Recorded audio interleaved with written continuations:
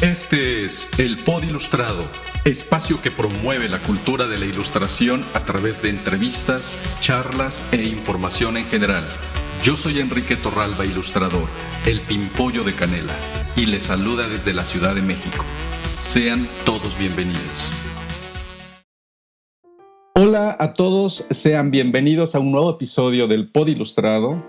En esta ocasión hablaremos de la ilustración desde la mirada editorial y la gestoría. Y tenemos como invitada a Mónica Romero. Mónica, muchísimas gracias por haber aceptado nuevamente la invitación. Cuéntanos quién eres, cómo es que llegaste a todo este mundo maravilloso, cómo te vinculaste con la ilustración desde tu entrada al mundo editorial. Cuéntanos. Hola Enrique, pues muchas gracias por la invitación y pues mira, te cuento un poquito qué ha pasado con mi vida. Yo estudié literatura inglesa en la UNAM y ahí estudiamos la historia literaria de Inglaterra, porque fue precisamente de ese país, y me di cuenta que nunca hablamos de la literatura infantil. Si acaso hablamos de Alicia en el País de las Maravillas en una clase de un semestre, y de ahí nunca se mencionó ningún otro libro del género, nada, ¿no? Entonces, cuando nos pidieron hacer la investigación ya para la tesis, pues yo como que dije, bueno, ¿a qué me voy? Y en esa época estaban saliendo las películas de Harry Potter, pero deja de eso, sino que yo viajaba mucho en metro. Entonces hubo una vez en que vi que había como 5 personas leyendo el mismo libro y yo, muy curiosa, me fui a ver cuál era y resultó que era Harry Potter, y entonces dije, mira, qué curioso que están leyendo literatura infantil. Y a partir también de eso dije, creo que lo tengo que hacer sobre eso, ¿no? No había poca investigación, estoy hablando del 2002, 2003, donde la investigación de la literatura infantil era poco. Y entonces, pues ya me metí a eso, y mi tesis fue sobre historia de la literatura infantil en el siglo XIX en Inglaterra, que es cuando se hace la época de oro. Y pues a partir de ahí me dediqué a investigar de una manera independiente. Entonces he investigado muchísimo. Yo daba clases de inglés, por 10 años di clases de inglés, desde antes de empezar en la carrera, cuando estaba en la carrera y después de la carrera. Y todos los años iba a FILIG, a la Feria Internacional del Libro Infantil, y en el 2017, estando ahí, me acuerdo perfectamente del momento en que yo dije, quisiera trabajar en esta feria, ¿no? Y fue un poco una anécdota de que llovió, nadie se lo esperaba, era noviembre, quién se iba a esperar que lloviera, y yo vi cómo todo el staff se empezó a mover de tal manera que pudiera seguir funcionando, ¿no? Toda la feria. Y el siguiente año, en el 2008, mandé un correo electrónico a quien corresponda, a info@filig.gov, y me llamaron y me dijeron que sí, efectivamente quería trabajar con ellos. Trabajé 3 meses de manera voluntaria, 2 meses como organizando el Seminario Internacional de Fomento a la Lectura, y ya después in situ. Y ya después me dijeron, bueno, muchas gracias, me dieron unos libros, así como de agradecimiento. Yo me regresé. Muy contenta, así con tus libritos, tu paquetito de libritos. Exactamente, yo me regresé a la universidad en donde estaba dando clases, pero a los 15 días, a mediados de diciembre, me volvieron a hablar y me dijeron que si ya quería entrar como de lleno, ¿no? Entonces ya a partir de enero entré de lleno y entré siendo como asistente del subdirector de Fomento a la Lectura. Y lo que hacíamos era organizar todas las ferias internacionales. En ese momento estaba el Bicentenario. Entonces México había sido invitado a el Salón del Libro de París, a la Feria del Libro de Bogotá, a la de Calcuta. Ay, cómo no me voy a acordar si a mí me invitaron a formar parte de ese equipo que representaba. Qué maravilla, sí. Sí, y también fue para la de Quebec, y que también en Quebec hubo una exposición de ilustradores que ustedes hicieron la curaduría, exactamente. Entonces realmente que poco a poco me fui metiendo más hacia la gestión de proyectos de literatura infantil, de lo que tuviera que ver de literatura infantil. Y bueno, mi primer jefe, que se llama Antonio Barquet, se fue hacia otra institución. Y luego llegó una maestra que ustedes conocen seguramente, que se llama Rebeca Cerda. Ella llegó a finales del 2009. Un gran referente. Exactamente. Y yo tuve la fortuna, o sea, la verdad es que me siento muy afortunada que una de mis primeras maestras, les digo, ¿no? O sea, estábamos en el mundo laboral, pero que realmente a mí me abrió mucho este panorama de la literatura infantil y de la ilustración en México, pues que fuera ella, ¿no? Rebeca Cerda, que fue una de las que hizo también la colección A la orilla del viento del Fondo de Cultura Económica. ¿Te comento pues, algo? Sí, te interrumpo para comentarte algo sobre Rebeca Cerda. ¿Tú sabías que Rebeca en algún momento intentó ser ilustradora? Algo me comentó ella. Sí. Es cuando tú te das cuenta de cómo la gente se va vinculando con la ilustración por algo. Algo tiene de magia la ilustración. Ya luego me vas contando cómo es que te vinculas. Continúa. Sí, pues con ella fue de hecho la que en un principio, porque yo era como muy de literatura, ¿no? Del texto, del análisis del texto, de lo que podía dar el texto hacia los niños, hacia los lectores, pero me fijaba poco en ilustración y ella fue la que me empezó como a enseñar un poco todo este mundo, a presentar a los ilustradores mexicanos. Y también en ese 2009 se empezó a formar mucho esta área de profesionalización en la FILIG, la cual no existía como tal. Se hacían cosas de profesionalización, pero no había un área de profesionalización, ¿no? Y ahí me acuerdo que llegaron Guillermo de Gante y Ricardo Peláez para hablar sobre página ilustrada. Página ilustrada, claro. Para que se diera un espacio en la FILIG y ahí ustedes pudieran impartir talleres, dar conferencias, ¿no? Entonces, pues estuve muy involucrada con ustedes. Yo era de logística, ¿no? Yo era la de a ver qué espacio quieres, qué necesitas, ¿no? Cuáles son tus requerimientos, pero pues hablas con los ilustradores, ¿no? Y conoces su trabajo. Esto fue en el 2009 y en el 2010 ya se formó de manera formal la profesionalización en FILIG e hicimos las primeras clases magistrales para ilustradores, en donde invitamos a Javier Zavala, a Gabriel Pacheco, a Otakar Wojciechowski, que es el editor de una editorial que se llama Bohem Press, de la República Checa, y a su esposa que se llama Susan Seller, que también es editora. Y bueno, como yo era la que me encargaba de tener que mover a los invitados, pues hablas con ellos, ¿no? Oye, ¿y te enteraste que se dieron ahí su encontronazo nuestro querido Javier Zavala con Gabriel Pacheco? Fue muy divertido, pero, sí, pero pasa. Pues me acuerdo dentro de las cruces eso. de opiniones. Sí, porque yo estaba en otro evento, en el seminario de fomento de lectura, y pues están los colibríes, que los colibríes son como todas estas personas jóvenes que ayudan a hacer la logística en la feria.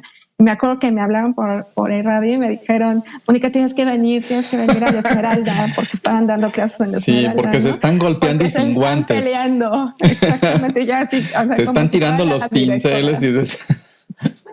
Pero para ser sincera, yo sí dije, déjenos, o sea, no va a pasar nada, está padre que haya. Y me acuerdo mucho del por qué fue ese debate que tiene mucho que ver con esto, y era porque como Gabriel Pacheco es más digital, o sea, tiene como todas estas herramientas digitales, y Javier Zavala todavía es de los pinceles, no es más tradicional. Creo que Javier, que es su especialidad picar, dijo, agarra un pincel de nuevo, y ahí se empezó a dar como pero mira, eso es algo anecdótico, pero fue divertido para los que estábamos presenciando. Eso fue divertido, pero hasta ahí ellos son buenos amigos y todo, pero pasa con todos.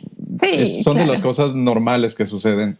Pero en fin. Y aparte enriquecedor, creo, porque después, o sea, mira, tú lo estás recordando, o sea, de hecho es algo que se sigue recordando entre todos los que es que yo tuve presentes. Bueno, yo tuve que casi que intervenir para ponerles un stop, porque si no, pues si iban a, pues iba a haber otras cosas ahí. No, no es cierto. No creo, sí. La verdad, no creo. Pero continúa sí. con lo demás. Entonces estábamos todavía con la parte de las clases magistrales, pero efectivamente esas clases para mí fueron como un parteaguas en mi vida profesional, porque después de la FILIG aquí en la Ciudad de México, nos fuimos a Oaxaca para dar talleres de ilustración en casa, en Etla, y ahí pues conversé muchísimo más con Javier y con Otakar y con Susan, Gabriel no, porque se tuvo que regresar por una cuestión. Pero Javier en particular como que me empezó a preguntar más de qué haces, por qué estás aquí. Ya le dije, me gusta la literatura infantil, estoy conociendo la ilustración. Y él me abrió mucho el panorama de la ilustración, qué hacer con mi vida también, si quería entrarle más a esto, porque yo siempre había querido ser editora. Entonces yo decía, no sé cómo llegarle a eso, ¿no? Entonces él me motivó mucho, ¿no? Teníamos como pláticas de horas. La verdad que es un amigo que quiero mucho. Ya casi festejamos los 10 años de amistad. Pero conservan todavía la charla, eventualmente se ven y eso. Sí, de hecho, después de eso, como yo estudié el máster de literatura infantil, de promoción a la lectura y literatura infantil, claro, en la Universidad Castilla-La Mancha, era en línea, pero tenía que irme un verano a España. En el 2012 me fui a visitar su estudio, ¿no? O sea, fui a platicar con él. Después, en el 2014, fui a la Feria del Libro de Bolonia y pues también lo vi. Y la verdad es que siempre estábamos en contacto, ¿no? Ya ahora con la tecnología, ya cada vez menos, ¿no? O sea, pero o sea, hay una amistad, siguen habiendo como ese tipo de conversaciones. Y siempre le estaría agradecida, ¿no? Porque él era el que también me motivaba y me decía, bueno, no pasa nada que ahorita no sepas mucho, tú conoce, ¿no? También me abrió como las puertas de lo que se hacía en Italia, ¿no? En Macerata, que está esta escuela de sí, que es la contraparte de Sarmede. Bueno, no sé, creo que son perfiles un poquito diferentes, pero efectivamente son las dos escuelas más reconocidas, sí, Macerata y Sarmede y Ars in Fabula, algo se llama así en Macerata, o no sé si es el grupo, algo así, pero están como estas dos. No lo sé, no lo sé. Okay.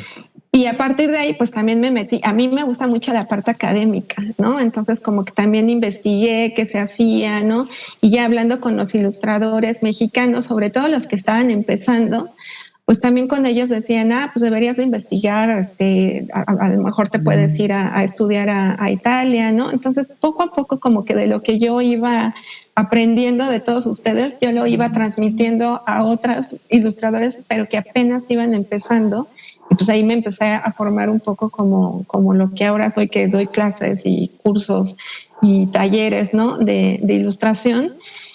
Y bueno, entonces ahí fue como toda la parte de profesionalización, hasta que en el 2012 hubo cambio de gobierno a finales del año, y ya después pues me tuve que inventar una vida independiente por 2 años, 2013 y 14, porque yo quería seguir en la cuestión de la literatura infantil y de la ilustración, ¿no? Entonces tuve la oportunidad de trabajar en NIBI México, de manera independiente. Ellos me pidieron hacer una curaduría de una exposición que se llamó Que Todo Signifique Todos para el Congreso. Por supuesto. Y eso me gustó un montón, porque ahí me dijeron, bueno, tú invita a quien tú quieras, pero yo les dije, bueno, sí, pero tiene que haber una línea. ¿Por qué no lo hacemos un poco sobre los ilustradores, como por generaciones, ¿no? Fue como los más representativos por generaciones, desde los 80s hasta los 2000s. Eran 34 nada más, porque era para el 34 Congreso de Literatura Infantil. Pero ahí hice mucha investigación. También conocí ilustradores que yo no sabía que eran tan representativos, que ahorita se me fue uno que todo el mundo me dijo que vive en Estados Unidos. Sí, es nuestro querido, se me fue la onda. Sí, es además asociado honorario de la AMDI, Felipe Dávalos. Exactamente, ¿no? Entonces, claro, cuando me dijeron, es el gran Felipe Dávalos, por supuesto. Sí, tienes que buscar a Felipe Dávalos y no sé qué. Y afortunadamente lo encontré, ¿no? Que vive en Sacramento, California, justo. Exactamente. Sí. Y súper amable, ¿no? Super o sea, me mandó él ilustraciones, estaba conmocionado, ¿no? O sea, la verdad es que aprendí mucho de eso. Mucho. Sí, y sobre todo de la ilustración en México, ¿no? Porque yo tenía estudios de Inglaterra, ¿no? Y fue bien curioso, porque empecé a aprender más sobre la ilustración en México, más que de la literatura infantil en México. O sea, ahorita ya sé más de la literatura infantil en México. Bueno, ahorita pero la LIG está permanentemente pues en tu vida, ¿no? O sea, sí. O sea, Sí, o vinculada sea, con la ilustración o no, pero finalmente es Lige, entonces ya está ahí presente y sembrada la... sí. Pero digamos que entré a los libros a partir de los libros mexicanos, a partir de los ilustradores. Mira, ¿qué Cuando tal? estudié lo de Inglaterra, entré a esa literatura a partir de los escritores, ¿no? Entonces como que fue así un giro que se dio, que me ha gustado. Y bueno, pues ahí fue con Ivy. Y después, bueno, a la par estuve también en el modo haciendo como cosas para el Museo del Objeto, que tenían que ver con IBI también, ¿no? Porque el presidente de ese momento de IBI era Bruno Newman, que es el que lleva el Museo de Modo. Entonces ahí hicimos como una subasta, ¿no? A partir del modo para poder apoyar al Congreso de IBI. Y en ese inter, yo cuando fui a España en el 2012, también fui a ver a Pencil Ilustradores, que es esta agencia como de las más conocidas para ilustradores que está en España. Y yo nada más por curiosidad le hablé a Sandra López y a Ángel Domingo para que me dejaran ver su estudio, sus oficinas, cómo se trabajaba allá. Y esto fue en el verano del 2012 y en diciembre del 2012, enero del 2013, por ahí, recibí una oferta para ser agente de ilustradores, o sea, su representante aquí en México, ¿no? De ellos. Te voy a ser sincera, lo pensé muchísimo porque también mientras yo estuve en Conaculta se estaba formando o se estaba como ideando esta asociación mexicana de ilustradores, o por lo Lambi, menos claro. estaba ahí. Entonces como estaban como diciendo, bueno, que se dé más oportunidad a los mexicanos, ¿no? Entonces yo decía, bueno, pero si soy agente de Pencil, pues obviamente tenían más cartera de ilustradores españoles que mexicanos. De hecho, en ese momento solamente estaba Valeria Gallo, creo, y Gabriel Gabriel Pacheco. Pacheco. Ahora me parece que Ajá. está Alejandro Herrerías. No sé si... La verdad es Mini que Mesa. no he consultado últimamente el catálogo de Pencil, pero justo Sí. hablando de esa parte de la gestoría en la ilustración, desde tu interés pues por promover el trabajo de los ilustradores dentro de este modelo de negocio que finalmente así digamos las cosas como son, es un modelo de negocio, es importante que todos ganen, pues digo, el medio está para eso, o sea, hay mucho de voluntariado, hay mucho de interés solamente por fomentar,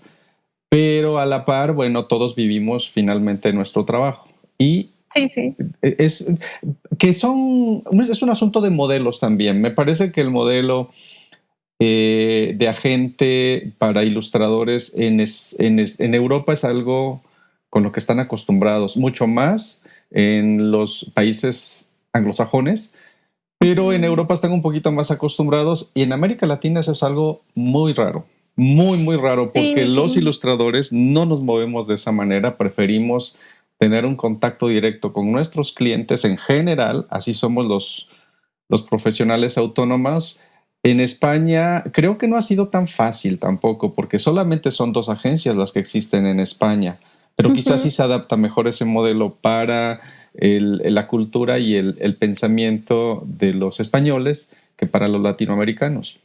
Sí, o sea, de hecho, pues solamente yo estuve con ellos 2 años y fue por dos cosas, ¿no? Fue precisamente porque creo que no estaba eh, rindiendo frutos. O sea, yo iba a las editoriales, pero pues muchos ya tenían contacto directo con los ilustradores, ¿no?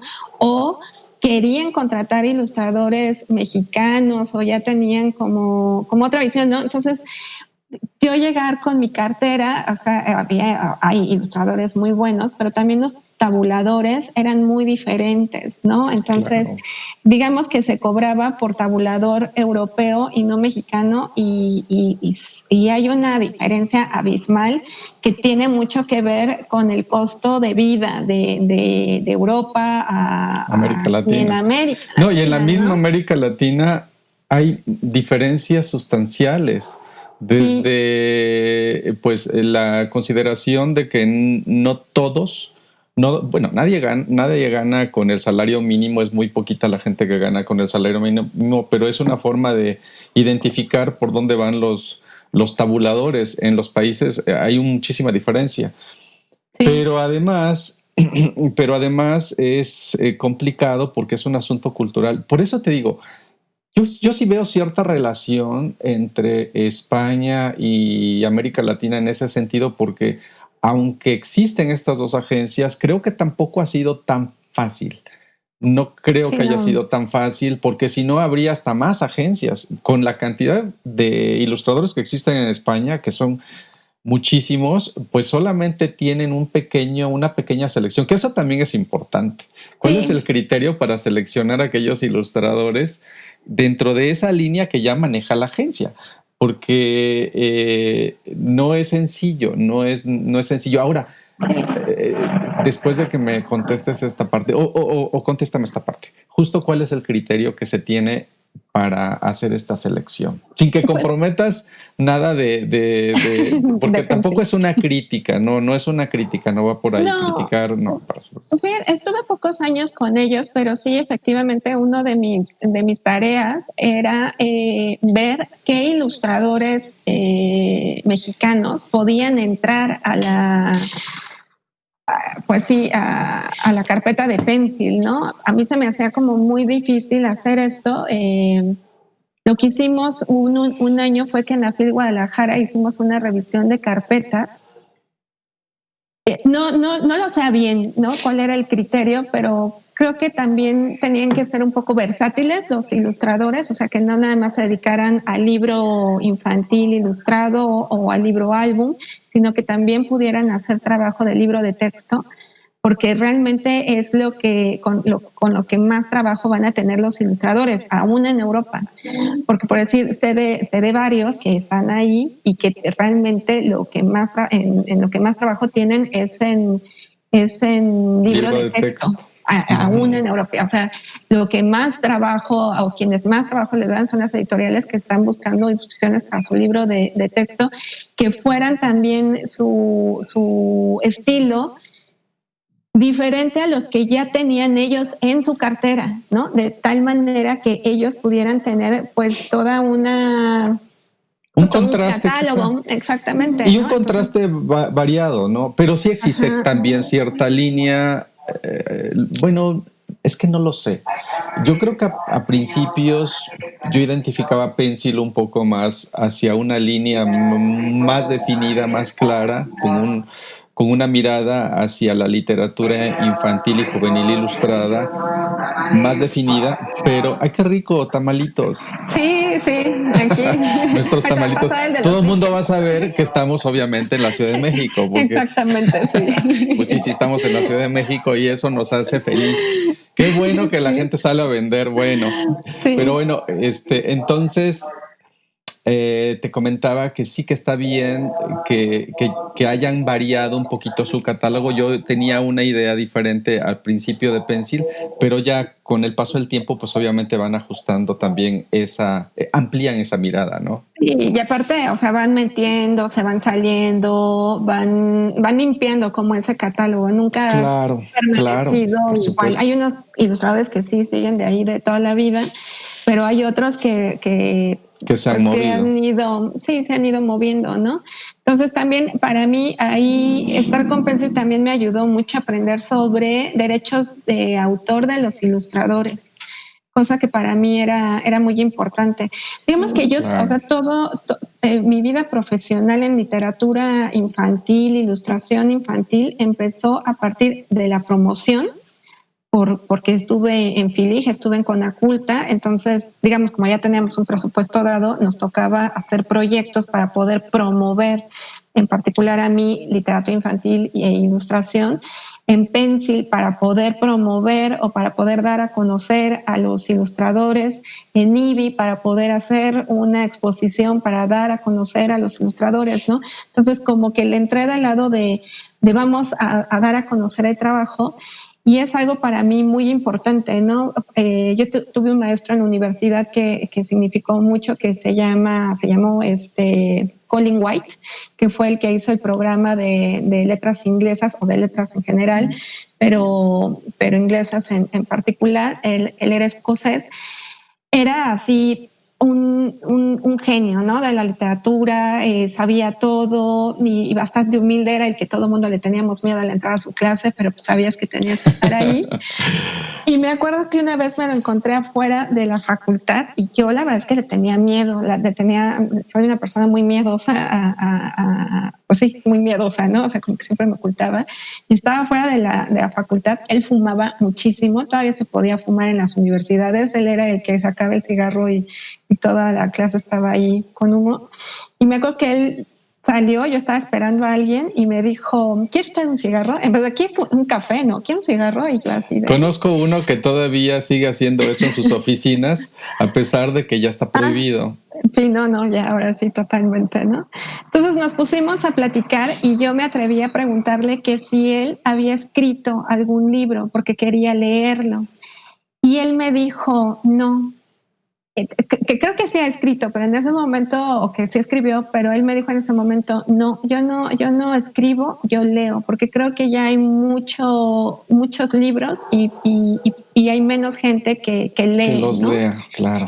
Entonces, qué interesante reflexión, pero qué interesantísima reflexión. Tienes toda la razón. O sea, estamos inundados de libros y de gente que producimos y que hacemos, pero te das cuenta realmente de si hay gente que los lee, si hay gente que decodifica tus imágenes, si hay gente que le interesa realmente las historias que tú estás contando, que igual y pues pueden ser muy bonitos los textos, pero si no tienen detrás una campaña de promoción para que se vendan o que se promuevan aún más allá del interés comercial, pues no llegan a las manos que deben de llegar a esa gente que necesita pues alimentarse de las historias que tú escribes, que no es fácil. Y creo que eso fue algo que me movió sin darme cuenta en ese momento. No es que yo en ese momento haya dicho, quiero ser gestora, porque en ese momento yo era maestra de inglés, pero es algo que se me quedó muy, muy grabado porque algo que a mí siempre me ha interesado es eso, ¿no? Hay mucha gente que produce, están los ilustradores, están los editores, hablando como de esta área en particular, pero ¿cómo hacer que se den a conocer más, ¿no? Entonces, como que lo tengo como muy, muy, muy marcado y creo que se dio de manera natural. O sea, no fue algo que haya pensado, sino que también la vida poco a poco me fue llevando por ahí. Y hasta ahora que soy editor, en el 2015 me llamaron de Ediciones Castillo para trabajar con ellos ya como editora y ya después como coordinadora editorial. Y también creo que como editor tienes esa parte, ¿no? Porque hay alguien que está escribiendo un texto, pero lo quieres dar a conocer, entonces tú lo trabajas para que se dé a conocer, ¿no? Entonces, y me gusta, es algo que me gusta hacer, ¿no?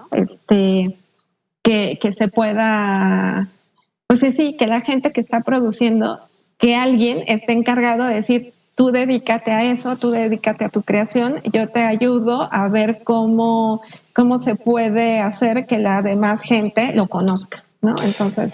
Mónica, ¿cómo has ido afinando tu olfato en relación a los ilustradores que se promueven y a lo que tú misma estás buscando? Ya sé que todas las editoriales tienen su propia línea, que hay un parámetro que ustedes establecen a partir de lo que se vende, de lo que no se vende, pero también la misma editorial tiene ya ciertas colecciones que tienen que ver también con cuestiones, no sé si hasta con cuestiones temáticas, pero sí con ciertos rangos de edad para el público, con rangos de edad hacia donde van dirigidos. ¿Cómo sabes, cómo has ido afinando tu olfato para identificar que aquel ilustrador que nadie conoce y que de pronto llega y te toca la puerta y tú o le entreabres la puertecita o se la abres completamente o le pones una rejita como para decirle, bueno, sí, pero si no, o sea, ¿cómo has ido afinando esa parte? Fíjate que cuando yo entré ya a trabajar como editora, mi mundo de la literatura infantil cambió muchísimo. De hecho, fue como algo, como un impacto impacto que hasta me dolió un poco, porque toda esta parte romántica de promover la literatura por leer, todo esto, pues ya se convirtió en una cuestión de negocio, ¿no? Hay que vender los libros, no nada más es que sean buenos, sino pero siempre que ha se sido vendan. así, pero siempre ha sido así, Mónica. Sí, siempre ha sido así, pero yo entré del lado yo ya tenía un presupuesto dado. O sea, yo cuando entré a este mundo, yo trabajé en Conaculta, entonces era, tú ten este dinero, tú promueve lo que tú quieras, y aquí Y cuando cambiar ya el switch claro, sí. ahora hay que vender. Sí, o sea, de una editorial que es del gobierno, que tiene toda la intención de promover sí, y es lo más importante, generar cultura a través del libro. claro. Del otro lado, que también se produce cultura, pero que es más un objetivo comercial. Sí, o sea, sí tienes que ver como las ventas, ¿no? Y a lo mejor a Claro. ti te gustará mucho este estilo de ilustración, pero sabes que en el mercado ahorita todavía va a ser algo que le va a costar entrar, por lo Hasta menos temáticamente, hasta temáticamente. Tú que sabes, tú que sabes perfectamente que yo soy una persona gay, y que justo acabo de publicar un pod en relación a la ilustración vinculada con el mundo LGBT. Justo estos temas que tienen que ver con la diversidad sexual, ¿cómo los metes en una colección, una serie de colecciones que ya están dadas y probadas por la editorial, sí. donde saben que comercialmente funcionan? Es complicado. Es que es complicado por una cadena que hay, ¿no? Yo he escuchado a los ilustradores, siempre me he metido incógnito a escuchar a los ilustradores, y tú te has de acordar de una vez que Andas de tuvieron. espía. Andas de espía. ¿Te acuerdas cuando Ivy todavía estaba en la Condesa? Ok, Entonces claro. estaban haciendo apenas lo de la AMDI, creo que estaban Eso fue en el haciendo 2010, 2011. Entre el exactamente 2010 y 2011. Todavía estaba Ivy en Parque España. en Parque España, ¿no? Entonces me acuerdo que fui y había como una discusión de cómo, no sé si era una cuestión de los derechos, pero yo ahí estaba presente y alguien dijo, ella no es ilustradora, ella es de Sáquenla, por Conaculta. favor, sáquenla. Sí, ¿qué hace aquí, no? Pero yo realmente ¿En serio? Qué sí, fuerte. y sé exactamente quién fue y todo, no lo diré, Ay, dilo. pero No, no lo digas, no lo digas, porque si no van a decir que este espacio es para generar No. No, Hay que pero lo cuidar que sí esa te parte. puedo decir es que con esa persona, después, al ver que yo me estaba interesando de una manera auténtica, por así decirlo, de porque yo quería conocer su mundo para ver qué se podía hacer Que tu después. Ella interés era como que legítimo. a ver, porque cuando trabajas para una institución o para una empresa, te ven siempre pensando en que todo lo que estás haciendo es para esa empresa, ¿no? A mí me ha costado poder separar eso. Claro. Sobre todo a partir de que empecé a trabajar en editoriales, digamos que Conaculta para mí fue una escuela para aprender a hacer gestión y para poder generar proyectos, para poder dar a conocer, ¿no? Los libros, las ilustraciones, a los mismos autores mexicanos, ¿no? Que ahí también tiene mucho que ver el por qué no se venden tantos derechos, sino que se compran más derechos, ¿no? Te comentaba en algún momento que cuando yo he ido a la Feria del Libro de Bolonia, hay varios agentes que me dicen, ¿por qué no se promueve más la ilustración mexicana? O sea, nosotros conocemos la ilustración mexicana, pero no sabemos cómo llegarle a esos ilustradores, ¿no? O a partir de quién nos ponemos en contacto con ellos. ¡Qué Lo mismo con fuerte! textos, exactamente. Pero tú sabes también de dónde viene el compromiso para promover. No solamente es de carácter individual. Yo que también he No, estado en Bolonia, sabemos perfectamente que el stand de Caniem, pues es un pobre stand de Caniem. Hay que ser sinceros. O sea, es poco representativo de pronto. Se ve la precariedad y se ve la falta de representación del país porque no sé si tú sabías que la única presencia que había antes, bueno, la única vez que tuvo presencia la ilustración mexicana fue en el 2009, cuando yo llegué cargándome en el lomo directamente un stand del ilustradero para hacer promoción de los ilustradores, y a partir de eso empezaron a notar que había presencia de la ilustración ¿En en Philly México en o el en 2000. Bolonia? No, fue en Bolonia. Y Ah, mira. ahí estuve yo presente con un pequeño stand que yo mismo armé y que me dieron mi espacio, y que de pronto se acercaban la gente y decían, pero ¿de dónde salieron? ¿Y cómo es que de pronto aparecieron si nadie antes los había promovido? Sí. Y sí fue para mí un choque muy fuerte porque sí, creo que también definí un poquito mis objetivos para que en el futuro yo estuviese más atento de también ser parte de esta promoción. Creo que la responsabilidad sabemos que es por parte del gobierno, también por parte de las instituciones como CANIEM, de la Cámara de la Industria Editorial Mexicana, las editoriales mismas. Es un trabajo en conjunto, es difícil. Sí, es difícil. Creo que mira, el tener ya un stand allá de México ya es ganancia, pero creo que todos, eso es a nivel personal, creo que también en este rush que vivimos de hacerlo todo rápido y nunca nos da tiempo como para sentarnos y reflexionar, es lo que no nos permite hacer un proyecto, digamos, de este tipo en que digamos, vamos a ponernos todos de acuerdo, ¿no? ¿Por qué? Porque como desde la parte del editor siempre estamos corriendo, siempre tenemos fechas de cierre, ahora con esta cuestión que estamos viviendo es ahora qué hacemos, ¿no? Entonces siempre es trabajar para vender, pero ya no nos damos este tiempo de vamos a sentarnos, vamos a ver qué podemos hacer, para que no nada más sea de una cuestión individual, ¿no? Porque creo que también si promovemos más la literatura y la ilustración mexicana, va a ser una ganancia para todos, o sea, para toda la industria editorial mexicana de literatura infantil, hablando aquí, ¿no?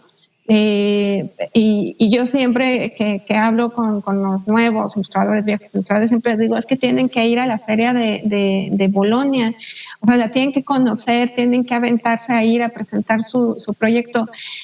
Pero también es cierto, Mónica, perdón que te interrumpa, que también aquí hay y sale nuevamente pues esta falta.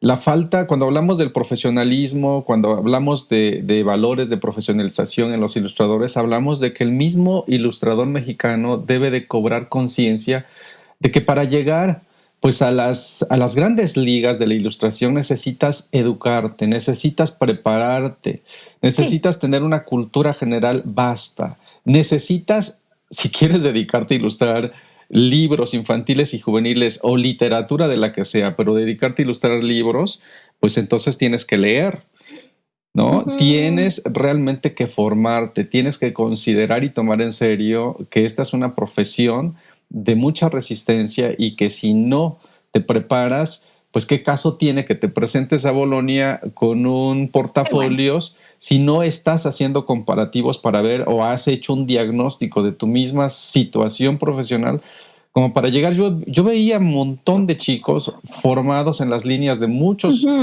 editores y muchos salían deprimidos, muchos casi llegaban y tiraban sus portafolios en el bote de la basura, como un día nos contó Javier Sáez, que un día le hizo eso, tiró sus portafolios y quien lo rescató fue Mauricio Gómez Morín y le dio la primera oportunidad para publicar en el Fondo de Cultura. Pero sabemos todos quién es Javier Sáez. Claro, pero creo que es una cuestión de aventarse. O sea, sí, obviamente tiene que haber una crítica estoy preparado para ir, ok. Pero también de repente creo que esa autocrítica no es muy objetiva y hay veces que aunque ya ilustradores estén bien preparados, siguen diciendo que no lo están, ¿no? Entonces es una cuestión también de idiosincrasia, de cultura, de falta de seguridad, ¿no? Y lo digo hasta por mí misma, ¿no? Que hay veces que me hace falta seguridad como para aventarme a hacer ciertas cosas, pero he aprendido durante mi vida. Yo tengo una frasecilla ahí que yo siempre digo, ¿no? Del miedo nace el valor, ¿no? Yo hay veces que he tenido mucho miedo en hacer las cosas, pero ese mismo miedo es el que me ha impulsado a mandar ese correo electrónico, ya no tengo trabajo, ¿qué hago? Pues voy a tocar a IBI a ver si con ellos puedo hacer algún proyecto, aunque yo no sepa exactamente de esto, pero investigaré, leeré. Ahí me prepararé, precisamente, ¿no? Claro. Y también dejarnos como esta idea, porque fíjate que cuando yo les digo vayan a Bolonia, pues no me dan este tipo de respuesta de es que siento que no estoy preparado, siempre es una cuestión de dinero, es que es muy caro. Y yo casi les digo en qué lugar pueden comprar una rebanada de pizza de este tamaño de €1. O sea, y son 3 días, o sea, no va a pasar nada, ¿no? Yo les puedo decir en dónde puedes quedar por $600 la noche, ¿no? O sea, si es una cuestión de dinero, ¿no? O sea, hay manera. hay Sin manera, duda alguna, ¿no? sin duda alguna. Además, los mexicanos estamos acostumbrados, nacimos con un itacate oculto bajo el brazo, así que sí sabemos. Efectivamente, tienes toda la razón, esto de la idiosincrasia no ayuda porque tampoco no confía en uno mismo, y eso lo veo también reflejado en mí, que poco a poco he ido cobrando un poquito más de seguridad en mí mismo, pero me ha costado muchísimo trabajo. Efectivamente, el aventarte así como así no es mi forma de trabajar, pero hay gente que tiene esa facilidad para aventarse y le funciona, pero quizá porque es muy aventado. Sin embargo, también estamos acostumbrados a ver que de pronto nos aventamos como el Borras y ahí vas y patulequeas, y yo creo que debe de haber un equilibrio. O sea, sí tienes razón, aventarte, pero también antes de aventarte, pues si no tienes dinero, si no tienes mucho tiempo, pero por lo menos has hecho el esfuerzo por prepararte, aunque no llegues a estar, aunque no llegues a saber absolutamente todo lo que deberías de saber, pero por lo menos tener conciencia de que te preparaste un poquito más para eso. Sí, es como, es investigar. Regresando, y voy a hilar, ¿no? Regresando a tu pregunta de cómo le haces, ¿no? Cuando ya estás como editor para dar estas oportunidades o para ver quién te va a ilustrar todo esto. También yo he escuchado que dicen, no, bueno, es que no dan oportunidades a los nuevos ilustradores. Yo no, yo la verdad es que luego sí soy como muy directa, que digo, yo no he visto que tú me mandes tu portafolio, ¿no? Entonces tampoco esperemos a que porque yo tengo en mis redes todo colgado, ya me van a buscar. Creo que, y eso se le acaba de decir a unos alumnos que estoy dando clases los viernes, que decían, bueno, es que yo mando mi portafolio, pero si no me contestan en 2 semanas, pues yo sé que ya no les interesó. Entonces digo, no, o sea, yo soy de la idea de tú vuelve a tocar a lo mejor dentro de un mes, 2, ¿no? Y ya sea la tercera te dicen ya definitivamente no, pero no dejemos que los editores se queden en su zona de confort de, porque ya no contesté el correo, ya tienen que saber que ya no les voy a hacer caso, porque decía, hay veces que tal vez ni siquiera abrimos el correo por mucho trabajo, porque nos llegaron 100 correos ese día. Y a veces tampoco responden los correos porque no tienen tiempo, pero bueno. Sí. Pero a lo que voy es que o sea, si tú quieres, tú puedes, ¿no? O sea, de alguna manera te vas a meter. Y yo siempre les digo, o sea, vean a los ilustradores que ya están consolidados. Todos ellos tuvieron una primera oportunidad, todos, ¿no? Por lo tanto, todos los demás van a tener una primera oportunidad, ¿no? Entonces no es una cuestión de, no me vas a publicar hasta que no publique. Pues no, o sea, sí te voy a dar una oportunidad.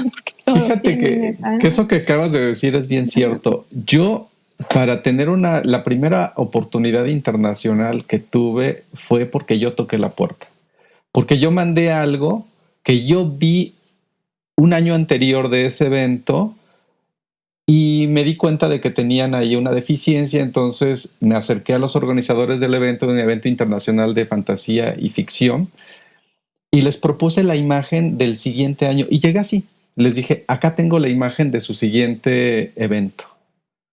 Entonces les gustó mucho que haya sido tan atrevido, que siendo todavía muy joven yo haya llegado con una imagen hecha tal cual, pues se quedaron fascinados. Y fue la imagen de ese año del evento. Sí. Y hasta tuve un espacio en el evento para promover mi trabajo con un stand enorme, y eso estoy hablando pues de hace 25, 26 años, algo así. Entonces, pero yo fui el que insistí, yo lo hice, y es que no sabes, tienes toda la razón. O sea, uno tiene que aprender a insistir y estar listo y preparado también al no, porque eso va a ser constante, permanente. Un no te puede derrumbar, no te puede, te tiene que fortalecer el no. Sí, quédate con lo que te sirva, ¿no? Porque también antes cuando se hacían más revisiones de carpetas, yo escuchaba y supe de gente que salió llorando aquí en México, en la Ciudad de México, voy a decir que son las que conozco, ¿no? Que yo me tocaba organizarlas, como por 2-3 años las organizamos, y hubo gente que se quejó de quien revisó las carpetas, hubo gente que vi que salió llorando, también en la FIL Guadalajara me encontraba en el pasillo a gente que iba, pues como muy enojada por todo lo que les habían dicho y todo. Es fuerte, o sea, a mí me ha pasado desde otro punto, ¿no? Pero he aprendido a quédate con lo que te sirve, desecha lo que no te sirve, pero también hay que ser como muy consciente que a lo mejor no escuchamos lo que queríamos escuchar, pero también que eso, o sea, que seamos humildes como para decir, ¿es cierto o no es cierto lo que me dijeron? ¿No? Si sí es cierto, entonces, pues bueno, trabajar sobre eso. Si no es cierto, pues entonces desecharlo, ¿no? Pero no tomarlo de una manera en que nos derrote, ¿no? En que digan, porque ya esta gran persona o gran editor nos dijo que no, entonces ya no voy a hacer nada en mi vida. Pues no, y mira que te lo dice una persona que es como, pues la verdad, bastante insegura, pero creo que ya como que digo, como soy tan insegura, ya como que me voy a ir, ¿no? Ya voy a decir las cosas que tengo que decir y voy a tener que hacer las cosas que tengo que hacer y pues ya sabrá la vida hacia dónde me lleva, ¿no? Pero creo que de ahí sí hay como mucho enriquecimiento, no nada más de lo que te dicen, sino de cómo lo toman o cómo lo tomamos, lo que nos digan, porque nos pueden estar diciendo cosas constructivas, pero en ese momento hay tantas emociones que luego pues aventamos como esta barrera, ponemos esta barrera de no es cierto, ¿no? Él o ella es quien está mal al decirme esto, ¿no? O si no, ya es una cuestión también de estar a la defensiva, ¿no? Y pues también tenemos que dejar o de quitar esta cuestión de estar a la defensiva, ¿no? Ahora, yo sí he conocido a ilustradores, de hecho, en una de las editoriales donde trabajé antes, llegaron un par de ilustradores que nunca habían publicado, que habían salido de un diplomado, y que los dos ya fueron publicados. O sea, que llegaron ellos tocaron la puerta, se las abrieron, llegaron con su portafolio impreso en ese momento todavía, uno todavía tenía también digital, y a los 2 días se les contrató. Y sé de un tercero también que tiene como esa misma historia y ya se le contrató y cada vez están produciendo más, ¿no? Hay mucho de todo, hay muchos editores, hay muchos ilustradores, hay muchos diseñadores, hay muchos escritores, hay mucho de todo, ¿no? No nada más es sobresalir, o sea, no nada más es decir, yo soy buenísimo, voy a sobresalir, sino que también es, yo me voy a aventar, ¿no? Claro. O sea, yo me voy a aventar a tocar puertas y si me están diciendo que no, entonces ver mi trabajo y decir qué es lo que no me funciona, ¿no? O qué es lo que todavía tengo que seguir aprendiendo, ¿no? Yo sigo leyendo un montón. Me gusta mucho la teoría, no sé por qué, como que me gusta saber el ABC de las cosas, ¿no? O sea, ¿por qué pasa esto, aquello, ¿no? Entonces, leo muchísimo de crítica de literatura infantil, de autores ingleses, ¿no? Hay críticos literarios, pero propiamente de literatura infantil todavía no los hay. La manera en que se hace una crítica tiene una cuestión académica muy puntual que se tiene que hacer. Pero eso no quiere decir que no puedas leer de otros autores y después también tratar de pasarlo a lo que tú estás leyendo aquí y empezar a analizar.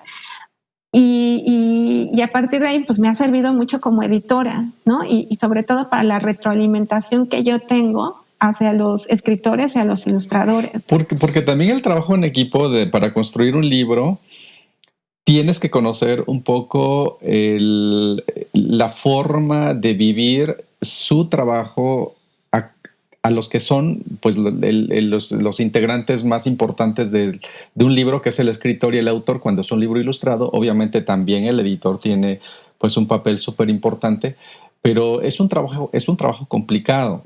Esta forma de conectar, de interconectar a distancia, porque suele ser lo normal es que los escritores y los ilustradores no trabajen juntos y hay un criterio editorial muy bien argumentado para que esto no suceda, y supongo que tú lo aplicas en algunos casos y en algunos casos no. Sí, no, yo mi manera de trabajar, porque así me ha funcionado, es que yo por una parte trabajo el texto con el escritor y por otra parte trabajo las ilustraciones con el ilustrador. Algunos escritores sí me preguntan quién va a ser el ilustrador, otros no, otros como que sí dicen que sean sorpresa. Afortunadamente creo que casi todos han quedado bastante contentos con los resultados. Pero eso también a mí me obliga, digamos, como referee, si tú quieres, aunque yo siempre lo pienso un poco como la música, como director de orquesta, ¿no? Un director de orquesta no sabe tocar todos los instrumentos musicales, sin embargo, sí saben lo que hace cada uno de los instrumentos musicales, ¿no? Y por eso sabe dónde posicionarlos y cada vez quién tiene sus tiempos. Pues es el trabajo de coordinación, obviamente, sí. Exacto, pero por lo menos yo me he querido involucrar más en cómo se escribe un libro, o sea, de la manera teórica, o sea, si yo no supiera cuáles son los tipos de narradores, si yo no supiera la construcción de un personaje, pues cómo retroalimento a mi escritor, ¿no? Y en la parte de ilustración creo que es lo mismo, o sea, si yo no supiera la conceptualización, si yo no supiera como este tipo de relaciones que hay entre texto e imagen, cómo retroalimento al ilustrador, ¿no? Entonces, eso también es lo que me ha llevado a hacer como más investigación para que al final de cuentas salga un libro que para mí lo que me importa es que el niño, el lector, digamos que el lector final, porque en la literatura infantil hay una cadena de el director, el maestro o el papá, y hasta después de esos filtros llega hacia el niño. No siempre, hacia el niño, claro, pero la mayoría de las veces pues es así, ¿no? Entonces, pero yo siempre trato de pensar en el niño. O sea, los filtros pues los tengo que considerar, que tiene mucho que ver también con lo que me decías. ¿Cómo le hacemos para saber cómo se va a interpretar la imagen o qué es la propuesta de los ilustradores o de los escritores? Yo doy mucha libertad, pero si veo que algo ahí me hace ruido, con los ilustradores casi nunca he tenido problemas, ¿no? O sea, como que saben hacia dónde van. También mi manera de escoger es como, ya tengo esta historia, a ver, busco como en mi biblioteca mental, ¿no? Creo que esta ilustración le va bien. Pero pues luego hay una cuestión de por qué me censuras tu editor o tu editorial. Y no es una cuestión que nosotros queramos, pero entonces tomemos en cuenta el mercado, ¿no? Y a lo mejor ahí voy a decir algo que me compromete mucho, pero nuestro mercado para muchos son las escuelas y si quieres las librerías también, pero de nuevo, repito, tu comprador directo no va a ser el niño, ¿no? O sea, si el niño va a la librería y dice, papá, quiero este libro, el papá seguramente lo va a agarrar, lo va a ojear y va a decir sí o no. O sea, y entonces ahí ya quedó un filtro. Claro. Y lo que se da a las escuelas es, lo tiene que leer la directora, después el maestro, luego el bibliotecario. Ya hay muchos filtros que también tienen que ver con cultura, de que tenemos mucho miedo, que se sabe de manera general que hay mucha censura en la literatura infantil, que ya se me hace tan obsoleto que haya tanta censura por parte de la gente que tiene estos filtros, porque teniendo la televisión como la tenemos, las películas como las tenemos, pues los videojuegos como los tenemos, el internet, no sé por qué le tienen tanto miedo a que un libro diga groserías, por así decirlo, por irme a una cosa tan sencilla, cuando el personaje, por cómo está siendo desarrollado y cómo está siendo construido, es natural que las diga, ¿no? Pero no, o sea, quítaselas, ¿no? O algunas temáticas, ¿no? Cuando digo, pues o sea, no sé por qué el libro tiene esta cuestión de el libro es absolutamente toda la verdad, pero la televisión, las películas, el internet, los videojuegos, no. Cuando se lo pasan más ahí que en un libro. Qué bueno, ¿no?, que mencionas el tema de dónde absorbes, de dónde te alimentas para generar tus creaciones. Y eso, un poquito regresando a la parte de lo que hacemos los ilustradores y haciendo un poquito de crítica constructiva a mis compañeros ilustradores, siempre he señalado, y quizá por eso de pronto no gusta mucho lo que digo, pero los ilustradores siempre estamos mirando hacia afuera. Todo el tiempo estamos mirando hacia afuera para alimentarnos de recursos, para hacer poesía en imagen, para hacer lo que sea. Y creo que, bueno, y por otro lado también llegamos un poco como al radicalismo de pensar que, bueno, pues si vamos a tomar de nuestra cultura, que sea todo muy súper mexicano, todo lleno, tirar los pinitos por poner nopalitos, o sea, usar todas las estelas prehispánicas como elementos de cenefas y decoración para todo, hasta para fondos de agua y dices, bueno, ok, sí, pero hay momentos. Y por eso es ahí donde quizá también los ilustradores no sabemos discriminar sobre esos elementos y esos recursos que podemos usar para nuestras ilustraciones, que no en todos lados pueden estar, porque entonces no respondes a las necesidades de un proyecto. Sí. Cuando los editores extranjeros buscan a ilustradores mexicanos, quizá ellos también, no lo digo en mala onda, pero prefiero decirlo francamente, por ignorancia, consideran que los ilustradores mexicanos vamos a usar todos esos elementos y nuestra paleta de colores pues son todos los colores más llamativos, cuando no es así. Por otro lado, muchos de nosotros como ilustradores nos alimentamos de todo lo que vemos desde Europa o desde los países sajones y que de pronto no necesariamente se conectan con nuestra cultura, pero nuestra ilustración pues no tiene raíces mexicanas o no tiene raíces latinas y es ahí donde existe también un poco de confusión de identidad. Al estar tan bombardeados por imágenes que consumimos a través del internet, yo imagino que para ustedes también es un problema cuando tienen un ilustrador que quieren trabajar con él, que es mexicano, pero su visión es tan europea o es tan Ujú. sajona que de pronto no encaja en los proyectos que ustedes buscan. Sí, y eso es creo que tiene que haber como un balance, ¿no? O sea, no sé cómo decirlo, ¿no? A lo mejor va a ser una tontería, pero es como llegar a ese punto medio en donde tengas un poco de lo que pasa de tu entorno, de cómo es la De ilustración, lo que cómo te gusta y si admiras la cultura exactamente. extranjera, pues está bien, o sea, eso es algo Sí, validísimo.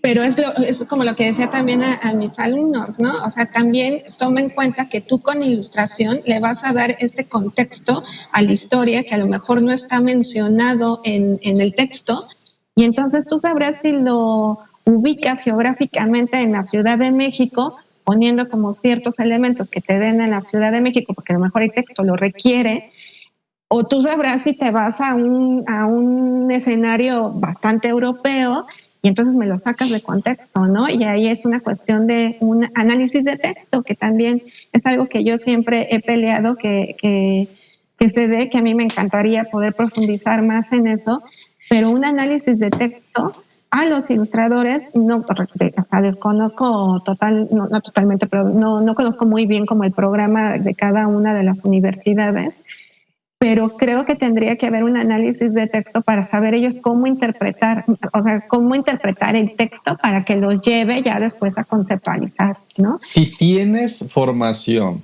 como diseñador de la comunicación gráfica, que así es como está definida la carrera en la UAM, donde yo estudié, sí te someten a análisis de texto en las materias de teoría.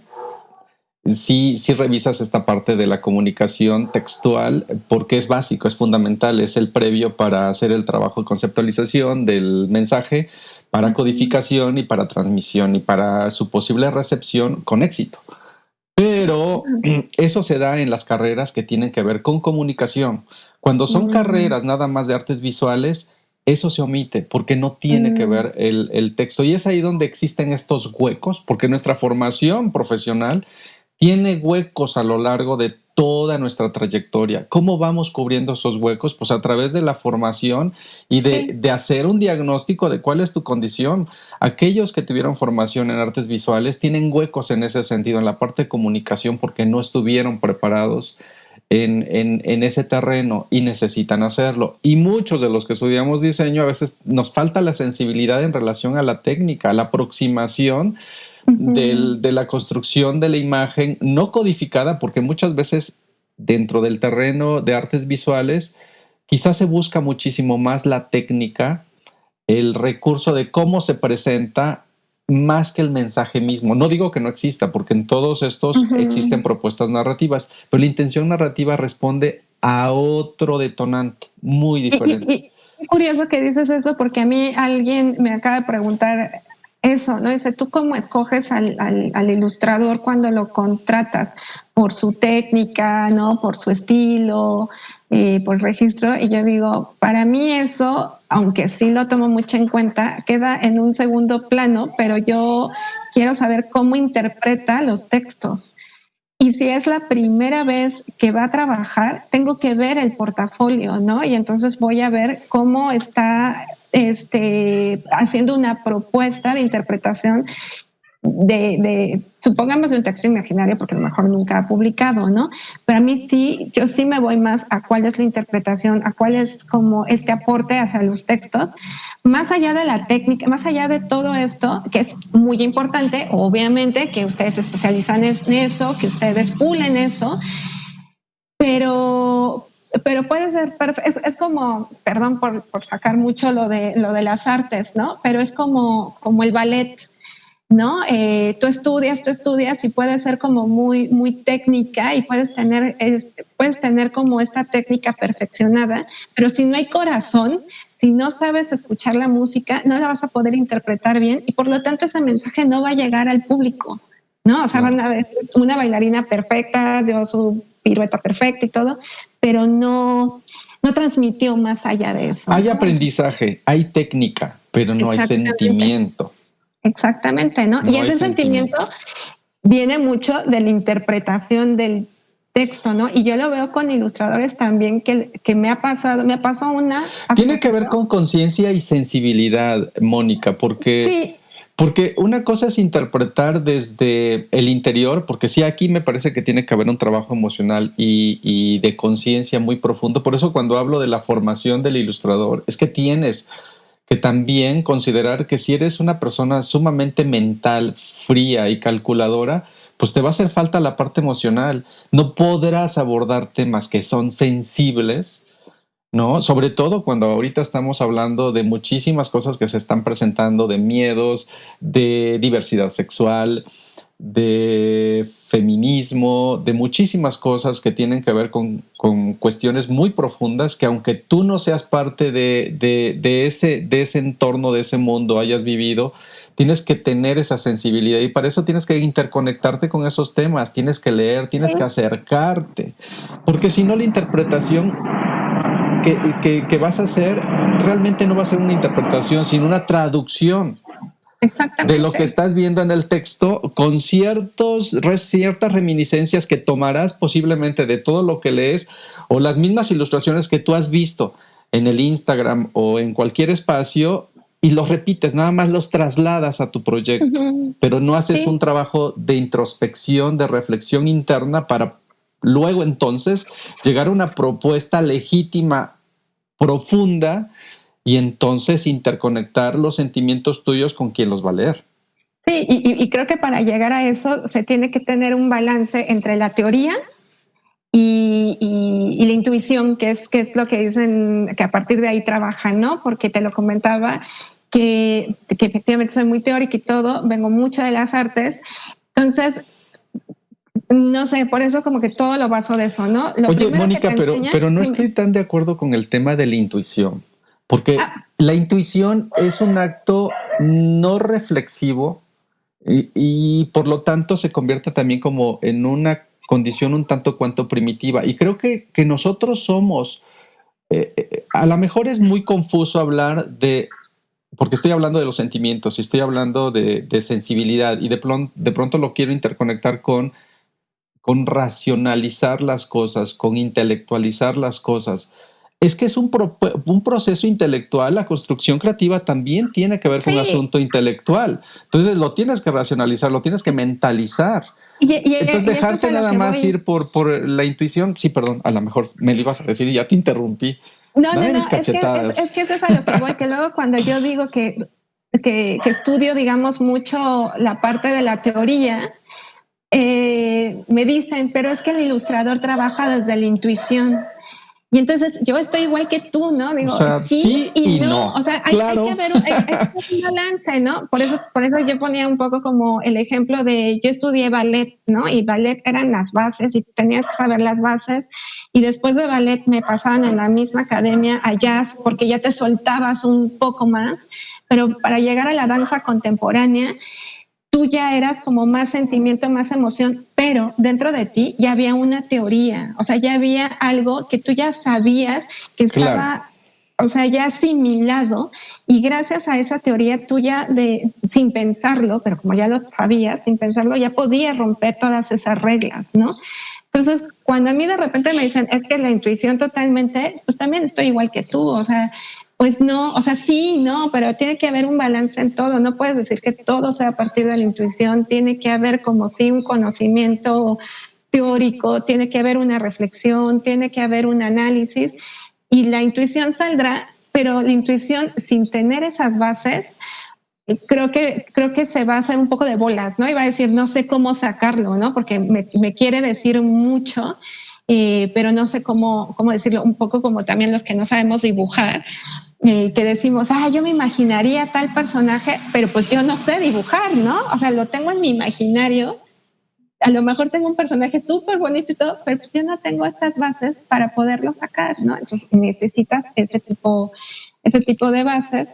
Y por eso a mí me gusta dar como este tipo de cursos y talleres que tienen que ver con teoría de la ilustración, a lo mejor un poco más desde la visión del editor, desde la visión de un crítico, porque pues claro, cuando hago mis clases siempre me baso en algún teórico, ¿no? En alguien que ya haya analizado esto, que ya lo leí, que ya lo asimilé y todo, y que lo puedo transmitir, que puede ayudar y que yo siempre les digo, esto podría ayudar, no es la ley, no quiere decir que si toman en cuenta estos pasos o esta teoría ya les va a salir perfecto, es solamente un apoyo, es una herramienta para que ustedes puedan o puedan plasmar mejor aquello que quieren decir con sus ilustraciones. Claro.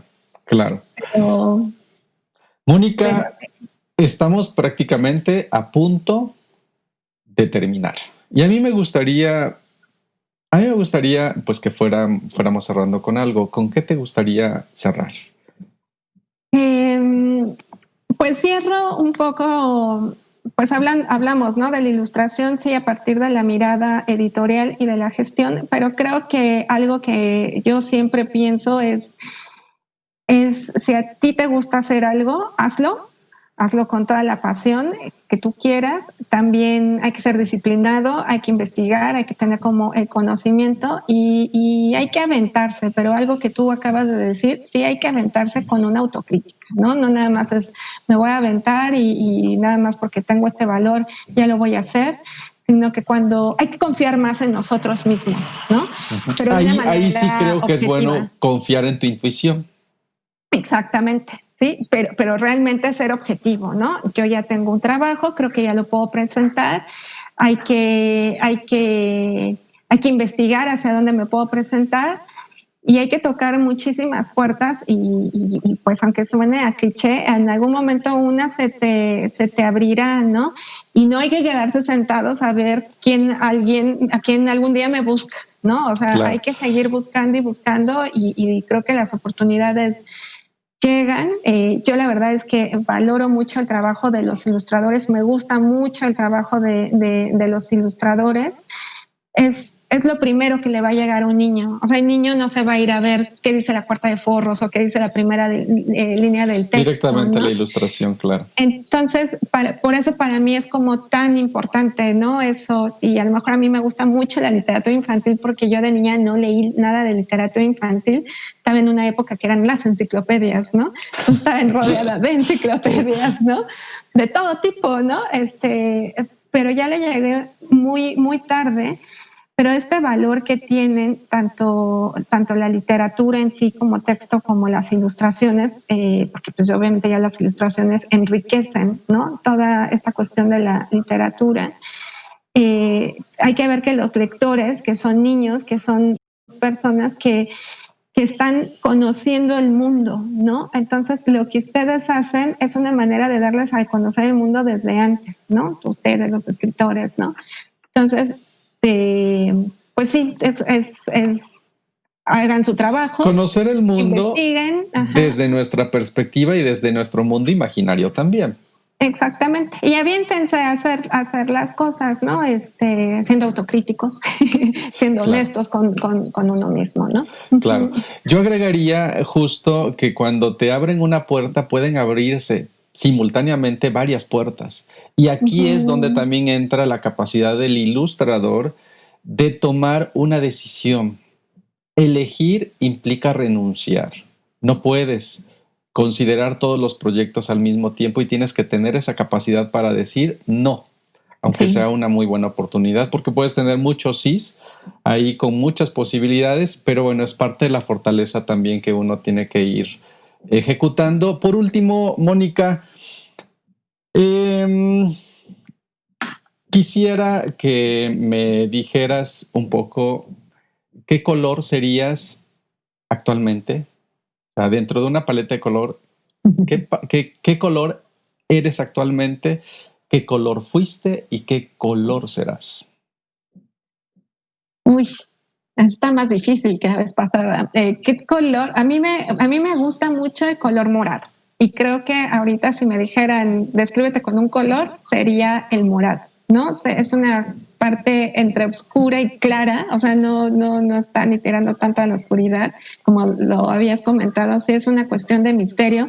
Más que yo ser misteriosa, es que en mi vida para mí es un misterio y todavía lo estoy tratando de encontrar, ¿no? ¿Qué color he sido? ¿De dónde vienes? ¿Cómo se va dando el matiz de dónde vienes? Creo que vengo de rosa, ¿no? Soy una persona, si tú quieres, muy romántica, soñadora, muy romántica, muy idealista, muy positiva, ¿no? Todo siempre va a salir bien, aunque he tenido mis periodos de tragedia y dramatismo, ¿no? Y ¡ay, todo. Los colchones! Ahora va a pasar la de los colchones, sí. Dije, bueno. Vi que no llegó el de la basura aquí enfrente de mi casa exactamente, ¿no? Pero, y creo que tiene que ver un poco con el morado, o sea, ha ido como subiendo de tono, pero antes era muy, muy idealista, muy romántica, no permitía que nadie entrara a mi burbuja, no pues permitía... es un color complementario el morado por ahí, más o menos, pero sí va como en una... Fíjate. Sí, y de ahí vengo. La vida misma me ha enseñado a que no puedo ser tan idealista, ni romántica, ni tan positiva, aunque lo positiva o sea, sigue quedando, ¿no? O sea, no te voy a decir que no tengo mis días ahí de, no, todo va a salir mal, pero me dura unas horas, ¿no? Y ya después digo, no, o sea, todo va a estar bien, aún con la situación que estamos viviendo, ¿no? Yo digo, todo va a estar bien, va a estar duro, pero no podemos desaparecer de esta manera, ¿no? Entonces, creo que he sido más rosa clara o rosa pastelito. Rosa pastel, exactamente, rosa mexicano, ¿no? Y de ahí un poco me he pasado al morado, porque hay una parte que quiero encontrar de mi vida que se me hace muy misteriosa, que sigo sin poder descifrarla, ¿no? Yo lo que le digo a mucha gente es, yo no tengo idea de qué voy a hacer de mi vida. Si me dices, ¿qué vas a hacer de aquí a 2 años, 5 años? No lo sé.